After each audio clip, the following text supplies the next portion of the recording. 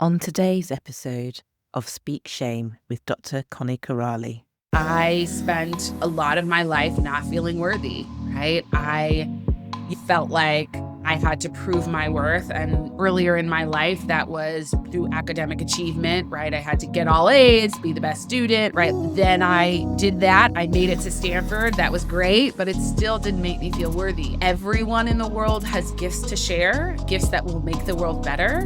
And if we are caught up in trying to prove our worth and not feeling worthy, the likelihood that we will share those gifts is lower, which means that we won't feel as alive and connected to our meaning and our purpose, and the world misses out on the gifts that we have to share. Hello, remarkable woman. I'm your host, Dr. Connie Corrali, medical doctor, life coach, and survivor of sexual violence. And you're listening to Speak Shame, a collection of inspiring conversations with remarkable women who have faced and overcome adversity. By sharing their stories, my hope is that you may find strength, connection, and hope in your own journey, and that shame itself loses its power. So sit back, relax, and don't forget to follow the show. Joining me on this week's episode of Speak Shame is Dr. Adia Gooden, PhD. Dr. Adia is a licensed clinical psychologist. She received her BA in psychology from Stanford University and her PhD in clinical community psychology from DePaul University. Dr. Adia served as a staff psychologist and the coordinator for multicultural outreach and support for the Student Counseling Service at the University of Chicago and the director of the clinic and community programs at the Family Institute at Northwestern before starting her own business. Dr. Adia is a sought-after dynamic speaker who gives talks and workshops on reclaiming your greatness, unconditional self-worth, self-compassion, imposter syndrome, and Black women's mental health.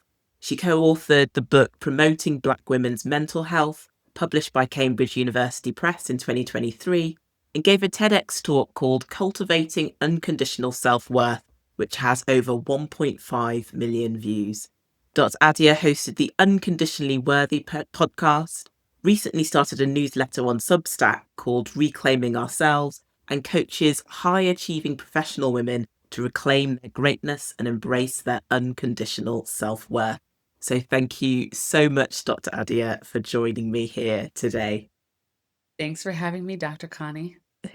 It is absolutely my pleasure, and we're going to kick things off, as I do for all of my guests, by getting to know you a little bit. And the question that I like to start with is, if your life story was turned into a book, describe for me what would happen in chapter 1. Well, chapter 1 would have me growing up with my parents in Pasadena, California, which is in Southern California. And generally, life was fine, right? Like, I come from a upper middle class family. My parents are professionals. Our life was not, our household was calm and not chaotic. So overall, like, things were good, things were fine. I had a lot of blessings and privilege. And I think if you sort of dug underneath the surface, you'd see the beginnings of some challenges. One, my mom had postpartum depression for the first 2 years of my life.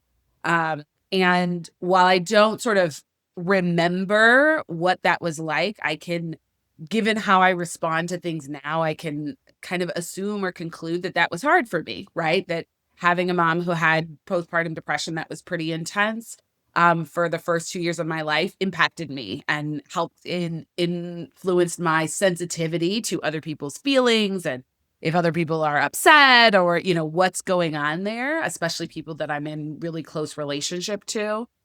And I also think there's a way in which even though I was, an only child, I wasn't centered in the family, which I think is fine. But I often sort of felt a little bit on the outside, even though there was 3 of us, right? I felt a little on the outside, felt a little like I had to do everything right. I sort of saw my parents as being perfect. That's not what they said. They didn't say I had to be perfect. But there were sort of these sort of beginnings, these seeds of self-worth challenges, not feeling good enough, feeling like I was too much, that were sort of being planted. underneath the surface, even though on the surface things were fine, things were good. Thank you so much. And I really appreciate you diving back into those early years. And I really believe a lot of women listening to this will relate. And I certainly relate as well to some aspects of your story. So thank you so much for sharing that. And and I wonder really then how those early years influenced how you grew up and what you're doing today. Mm. I think that there's a couple other like one layer is that my parents are, so I'm a clinical psychologist. Both of my parents are clinical psychologists. So I think there was, in the positive sense, seeing my parents be in professions that where they were helping people and they were focused on people, and sort of I grew up with the value of what you do in the world is meant to be of service to the world, right? Like that was a value, a guiding value in our household. And so I think that certainly has influenced me going into this profession as a clinical psychologist, me being interested in people and wanting to support and help people. And I think there's another layer, which is my experience of loneliness and feeling left out and really being sensitive to other people's feelings also guided me and pulled me into a career where I'm, literally sit with people and hear their stories and hear what's going on and help them process and remind them that they're worthy, right? And so I think there were sort of both this sort of, again, external thing, like what was going on with my parents and what I saw them doing professionally and the values that were passed on to me, and also my own experience of really being sensitive to people who are hurting or people who are having a hard time and always wanting to help or wanting to be supportive. And I think those things influenced me going into the work that I do now. Yeah. And I wonder actually, because it's fascinating, those layers that you talked about. And I wonder when that kind of awareness came for Mm. you that actually your childhood was playing a part in what you then went on to do. That's a good question. I think, the obvious part is that my parents are clinical psychologists and I like follow their path, right? So that's the sort of like very obvious that I was always aware of, like, hey, they're psychologists. And I never felt forced into it. I think there was a bit of like, this is the path to success. And I want to be like my parents because I see them as perfect. And so I'm just going to do what they're doing, right? Like, I think there were elements of that sort of relate back to like, how do I prove I'm worthy and how do I prove I'm good enough, that weren't sort of explicit. Like my parents weren't saying that, but I think I felt like, let's just follow them and follow their path. So I think those are the kind of obvious things. I think I don't know if I could have pointed to like how my sensitivity to other people and their feelings and helping them. I don't know if I could have pointed to that until I was like well into probably my graduate program, or maybe after I graduated, is sort of realizing like, oh, some of this sensitivity that came from early challenges has also influenced and been a gift in some ways in terms of me being able to sit with and understand and connect to the challenges and pain that other people experience. And I think, again, I think people will really resonate with that because when people have, for example, doctors in the family, they'll think, oh, okay, yes, I want to go into that. But you scratch the surface and you start to see actually where potentially this desire to follow a certain path came from. And I wonder then the work that you have done with helping women and empowering women to rediscover their worth, what led you into that particular area? Well, that was, definitely a personal journey, and professional as well, but I think, the biggest piece is that I spent a lot of my life not feeling worthy, right? I, felt like I had to prove my worth, and, earlier in my life, that was through academic achievement, right? I had to get all A's, be the best student, right? Like, do all of those things, and, then I did that. I made it to Stanford. That was great, but it still didn't make me feel worthy. And so then I sort of shifted to trying to prove my worth through relationships. And maybe if I could just date the right person or have the right partner or whatever, then I would be worthy. And that wasn't working either, right? And so I spent sort of decades trying to prove my worth, never feeling fully worthy just in myself. And that was painful for me. It wasn't something I necessarily talked about. I think my friends and other people thought I was fine. But there was this feeling of emptiness, this pain, this feeling of being not good enough that I carried with me. And then as I started doing therapy and working especially with like people who are high achievers, I realized one, that I was not the only one, right? That lots of people were sort of experiencing similar dynamics and that they were getting into the school they wanted to get to, getting the job, getting all these things and still feeling unworthy. And I was like, oh, okay. So this is not a personal problem, right? Like this is not just an Adia issue. This is actually something that impacts lots of people. And so that really helped me see like, oh, there are other people who struggle with this. And so as I went on my own journey of therapy and spiritual exploration and various things that helped me to start grounding in my worth and to detach my worth from these external things, because I knew that this was something other people struggled with, that's what made me want to share it, right? Because dealing with the pain of feeling unworthy, um, it's not fun. It's uncomfortable, right? It keeps us lonely and isolated. And, I'm a deep believer that everyone in the world has gifts to share, gifts that will make the world better. And if we are caught up in trying to prove our worth and not feeling worthy, the likelihood that we will share those gifts is lower, which means that we won't feel as alive and connected to our meaning and our purpose. And the world misses out on the gifts that we have to share. And so it feels like if we can help people know that they are worthy, then they are freed up to live the life they want to live, to give what they are here to give, to be who they're here to be, etc. Cool. Yeah, thank you for saying that. I think that's so important. There were a few things that I got from what you were saying. And just starting off with that last point, really, about actually there's so much that we have to give. And yet, actually, if we're caught up in this trying to prove our worth, and I wonder then if there are women who are listening to this, who are sitting down and thinking, actually, I can resonate with this. I really relate to what you're saying. Where do they even begin with Mm, trying to let go of that mm. perfectionism, the people pleasing, the hustling for their worth? Yeah, I think it's a great question. So, the first thing that I encourage people to do is really look at their self-worth stories, right? Like take a really good critical, not critical of themselves, but sort of like critical of the stories. Look at what are the beliefs, the stories that you have that you've adopted about what makes you worthy or unworthy. Because often we have these stories running in the background, right? I'm too much. I'm not good enough. I'm not lovable. That thing I did back in the past, that's done, right? Like that made me unworthy, right? Like whatever it is, we sort of have this playing in the background. And it's really important to start looking at it, right? Which is like, where did that story come from? What happened to me in fifth grade such that I now believe I am just not smart enough, right? What happened to me when I was 5 such that I now believe that I'll never be beautiful, right? Because somebody said something about my skin color or my hair or my whatever, right? And so to start to really look at what are the self-worth stories that are impacting and influencing your life and how can you look at them, and then if people are really sometimes just looking at them, people will be like, well, that's not true.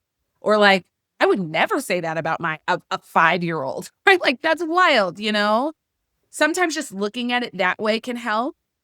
Sometimes you need to go a step further, which is if a friend or maybe you have a child, right? If somebody that you love told you this or you saw this about the, would you be like, yeah, I mean, somebody said you were unattractive at 5, you were the ugly one, and yep, you still the ugly one, right? Like Because no, never, you would never do that, right? And so to start to really kind of challenge these stories, either for yourself or sort of imagine this story, your friend telling you this story, or your friend going through that experience. How would you interpret it? How would you understand it? So you can start to challenge these ideas and these beliefs about your worthiness and start to create some space between yourself and the truth about who you are and these stories that you've accumulated over the course of your life. Brilliant suggestions, both of those. I hope people have really tuned in to that. And I think it's so important to do that work. And it's not necessarily going to be something that you can just change immediately. So thank you for sharing those. And the other thing that I really wanted to pick up on was when you talked about how to the outside world, to your friends, people who knew you, they would have said, oh, Dr. Adia is fine, her life is good. I wonder if you can talk more about the masks that we wear, particularly when we don't feel worthy. Yeah. I mean, I think, first of all, we live in a very performative, I don't know, era, right? Like on social media, like we're just in an era of like performance, right? And make it look good on the outside. And if it looks good and you're on Instagram, you're on this, you make it look good, you got whatever, then, like you're good, right? Or people will think you're good. So I think that's one, but I think that a lot of us get really good at showing up and having it all together, right? Never needing help, never saying you're struggling, never, right? Like we just get really good at like, oh, I got it. I'm good. I got it. I got it. And really, in some ways, that can be a defense against vulnerability and help because it can feel too scary to let people in and to let people close. Right. And so, the title of your podcast, Speak Shame, is like, how do you share the things that are most vulnerable? The secrets, right? Because we often have these things that are hidden that nobody would ever know about. And we feel that if they knew about it, that would change how they'd see us. That would change, right? And so it's just really easy to sort of have this like, I've got it, I'm handling it, I got it together. And it's sort of hard to tell, when is that confidence?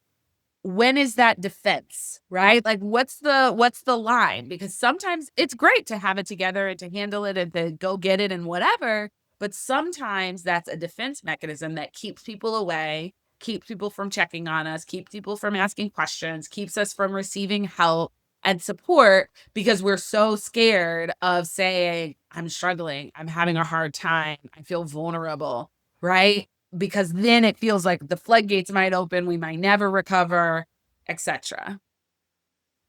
I can relate to that, and I'm sure other women will be able to relate to that too. And from a personal point of view, my background after surviving sexual violence, I couldn't say anything for 3 years. And I really remember struggling to tell that first person. And I wonder if there's someone who's listening who's thinking, actually, yeah, I'm not being honest. I'm not being open with the people I love. How do we take that first step to be vulnerable when, particularly with someone who's never really had to be vulnerable before? Yeah.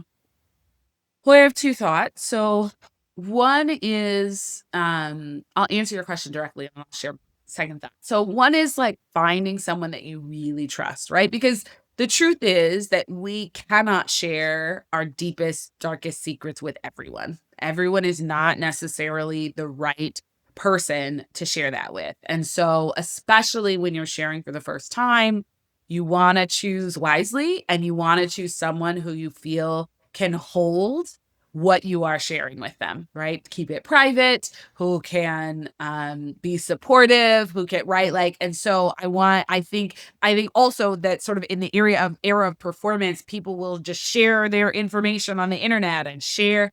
And sometimes that can be a release and provide connection, but sometimes it falls flat, or sometimes people have something to say. It's not, Instagram is not a safe space, right? And so really thinking about, who are my friends, who are my family, who are the people who have been there through me, who love me, who know me, who I can share and they can show up, right? And so Maybe that's a friend. If you still feel like I can't find anyone, like let's start with a therapist, right? Like start with somebody who you're really, the contract of the relationship is this is confidential, this is supportive, this is unconditionally accepting, right? And that's a good place to start. And then you can work on expanding out to the people who love you and know you, have known you for your life. So I think that's one thing. I think another really important piece is working on how you see yourself, right? Because often our fears around what other people will say relate to our own internalized criticism about what this means about us, about how awful it is, right? Like often they're the stories again of this means I'm this, that. I should have done this, right? Like it's all of that. And so one of the things I talk about around embracing our unconditional self-worth is forgiving ourselves, because often, even if we've gone through sexual violence, if we have some other traumatic experience, we do a lot of self-blaming even though it's not our fault, right? And we can stay stuck in that place of self-blame. And so engaging in a process of self-forgiveness, practicing self-compassion, really practicing showing up to yourself with love and kindness and compassion and being there for yourself is a huge step, because that is part of what helps to release some of the shame, some of the pain, some of the trauma. And it also makes it easier to talk to other people about it, right? Because sometimes, right, sometimes it's sort of a combination process. We need to do the internal work, and then we also need the positive experience of someone being like, I'm so sorry that happened to you. You did not deserve it. Or that happened to me too, right? Like we need both of those experiences to heal, and to release the shame. Thank you. Great advice there, Dr. Adia. Thank you so much for that.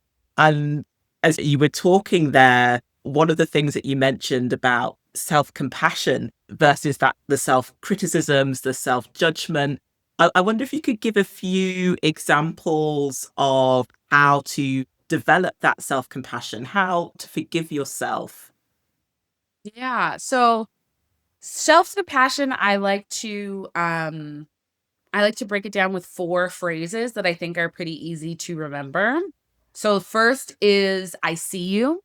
Because at its core, self-compassion is really about seeing yourself and like remembering that you're human and offering yourself kindness, right? So the first is I see you, which is just tuning into how are you actually feeling, right? When you think of this thing that happened, when you think about telling somebody what happened, like what do you feel? Do you feel like tightness in your jaw, a tension in your chest, a pit in your stomach, right? Like just noticing, observing, here is how I feel. Do you feel scared, anxious? Do you feel shame? Right? Like, what are the emotions? What are the physical sensations that you are feeling in this moment? And just observing them.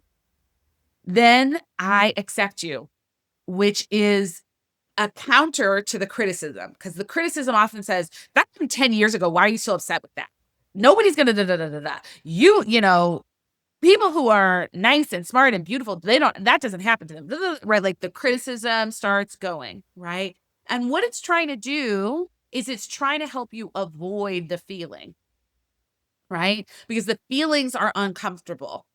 And so then our mind goes and says, well, if you hadn't done this, or you had done that, or you shouldn't have been drinking, or you should have been doing this, or it says then you wouldn't be experiencing this emotion, right? And so the counter to that is that was so hard, even though it was 10 years ago or 20 years ago. And it's okay, right? I'm human.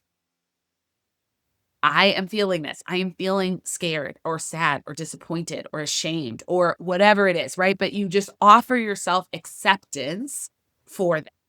Then I affirm you. So that's where you could put your hand on your chest or some other comforting position and you say, you're doing the best you can. I'm proud of you for being willing to share this with someone. You figured out how to survive that awful, awful situation. Thank you. Right? Like some sort of affirming, comforting statement. Think of, if you have trouble with this, think of what would you say to a friend if they told you they were struggling with something similar. And if you cannot come up with words, just a hand on your chest that's comforting can really do a lot. So I see you, I accept you, I affirm you, and then I care for you, which is thinking about what is one thing I could do to care for myself right now. Often in these moments, or sometimes in these moments, we can go to our phones, we can go scrolling, we can go, right? Like we can try to zone out and numb out. And sometimes distraction can be fine. But maybe it's, you know what, I need to walk. I need to take a few deep breaths. I need to stretch. I need to move my body. I need to listen to some music. I need to call a friend, even if I'm not talking about this. I need to exercise, right? Like I'm hungry. I haven't eaten all day. I need to drink water. But what is one thing you could do to care for yourself, right? So in that process, you're really tuning into yourself. You're accepting how you feel. You're offering yourself some comfort and affirmation, and then you're taking a step to care for yourself. Love those 4 steps, I'll tell you. I really do. And I think as you were saying that, I was like, oh, anyone that's ever worked with you is so fortunate to have been working with you. And leads me on to my next question as well, because how do you feel like your own experience has connected you with the people you've worked with?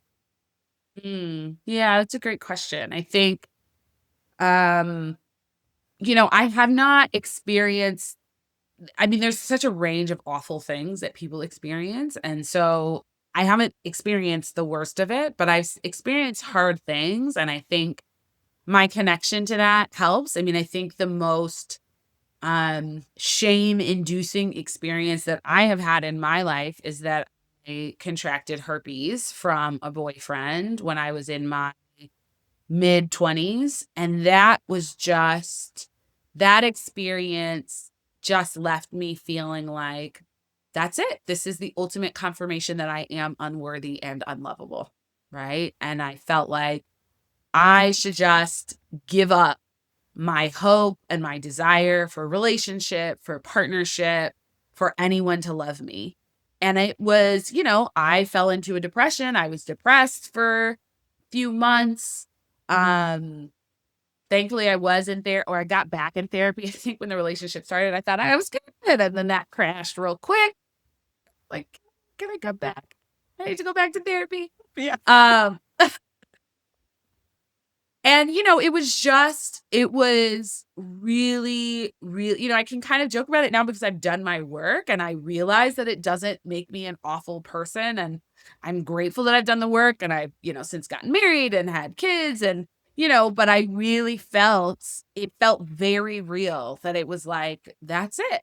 All my dreams and all my hopes for my life are done. Like, I just get comfortable. Like, I'm not going to have a partner. I'm not going to be able to have kids. I'm not going to have somebody who loves me, a partner who loves me. Yeah. And so I think going through that and experiencing how painful that was, and knowing how long I kept it a secret, and now I don't shout it from mountaintops now. But, just like knowing that I kept it a secret and I experienced so much shame around it helped me to understand what this can be like for people, right? How deeply painful, and also like viscerally painful, right? Because it's not just, there are stories that we tell ourselves in our head, right? And there's a physical sort of feeling of, I might be annihilated, or I'll never be like, right? Like it can show up very physically, which can make you feel like you gotta want to crawl out of your skin, right? Like there's all of this physical, mental, emotional stuff. And so I think having experienced that, it helps me to meet people there and walk with them through it, and also hold on to the hope and the belief and the knowing that there is a way out of that place, right? And that they can be in a space where they feel worthy and they feel lovable and they love themselves, right? And that helps me as I support people in these healing processes. Thank you so much for sharing that. I know that there'll be people who are listening who, for whatever reason, may be in the depth of shame, but to hear that actually there is another side to it, there is a way out of it, so important. And I wonder then, what is it that you would want listeners to take away from this episode today, as pertains to self-worth, as pertains to shame? Yeah, it's a great question. So I guess what I'd say is define unconditional self-worth as the belief that you deserve to be alive, to be loved and cared for, and to take up space just because you're human. And what I think is really important for people to know is that there's nothing you've ever been through, there's nothing you've ever done, there's nothing that's ever happened to you that can take that unconditional worth away from you. And I think that contributes to our shame, is this belief that, like, I did this thing and now I'm no longer worthy, or this thing happened to me. Someone did this thing to me and now I am no longer worthy. And the work that I do to help people is really about saying, no, like, even if this happened to you, even if that somebody treated you that way, even if you did that thing, you are still unconditionally worthy. You cannot take that away. Now we get disconnected from that, we have trouble getting back to it, but it really is a process of getting back to the truth of who you are, not being someone different than who you are. And I think that's a powerful way to try to release the shame, because we're remembering, right? Shame tells us we're not worthy, we're not good enough, we are not okay holistically and globally. And connecting to our unconditional worth says, I may have done things that were awful. I may have been through things that were awful. People may have treated me in awful ways, and I am still worthy. Absolutely. Thank you for that. And I imagine that there are going to be people who are listening to everything that you've said and think, I want to work with Dr. Adia Gooden. How do I connect with her? How do I work with her? What's the best way for people to find you, to get in touch with you? Yeah, it's a great question. So you can just, like, email me directly, Dr. Adia at dradiagooden.com. You can check out my website, dradiagooden.com, where I share some of my various offerings. I have a therapy practice, which is available for people who are in the United States. I can see clients in most states. And I also have a coaching practice where I walk people through sort of my framework around embracing unconditional self-worth. And so that's something I can do with people who are around the world. Um, so feel free to reach out. Feel free to look at my website, drdiagooden.com. And, it's a place so you can kind of explore and see if it would be a good fit. And I, have free conversations with people where we talk about, what are you looking for? What are you wanting to address? And how can I support you? So I'm always happy to guide people through this work, and hope you'll reach out if you're interested. I will put all of those details in the show notes as well. So do not worry, people, if you're listening, you will be able to find her. The final thing I would like to know, and that I ask all of my guests at the end, is that if you had to name one remarkable woman who has inspired you, who would it be and why? Mm. I'm going to go with my grandmother, my late grandmother. I called her Nana. Her name was Margaret Shorter. She passed away a number of years ago. Um, but she is really inspirational to me because she grew when she was a child, her great aunt was used to be enslaved and was freed from slavery, right? So that's how, like, close, right, slavery was to her. And she just grew up and became a teacher and was a first grade teacher in Washington, D.C. Um, and was just so committed to loving and educating and supporting the kids and the students that she taught, right? She was just so passionate about it. Like, she would do home visits and house visits. And then even after she retired, she volunteered. She was, like, calling elected officials about lead paint because she found out that that was not helpful for kids. Like, she just was so dedicated to the well-being of, mostly Black students in disadvantaged areas in Washington, D.C. And she was somebody who lived through segregation and racism and, the civil rights movement and all of these things, and her dedication to making the world a better place for kids just was always there. And she was an amazing grandmother. So I will say that she's the remarkable woman who inspires me.